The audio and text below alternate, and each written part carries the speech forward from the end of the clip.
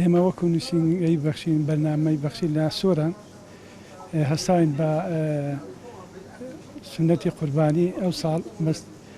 سەربڕینی ئاژەڵ بەسەر بۆ ئەوی بەسەر فەقیران دابەش بکەین تقریبان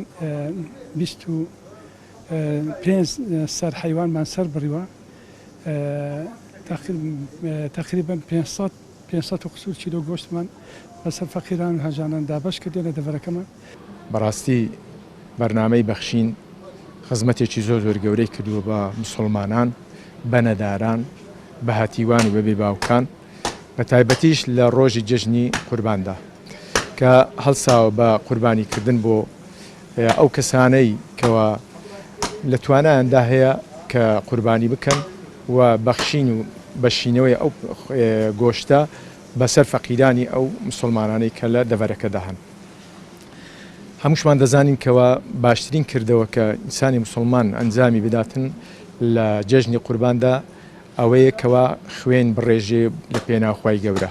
سەربڕین و قوربانی بکاتن لە پێناو خوای گەورە کە خوای تەبارەک و تەعالا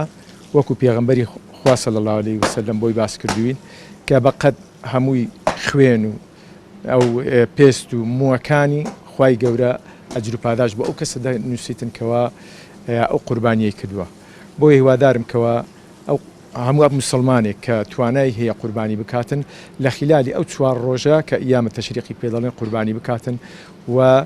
گۆشتەکەی بداتە ئەو موسڵمان و ئەو فەقیرانێکەوە بێدەرەتان و بێ سەرمایان.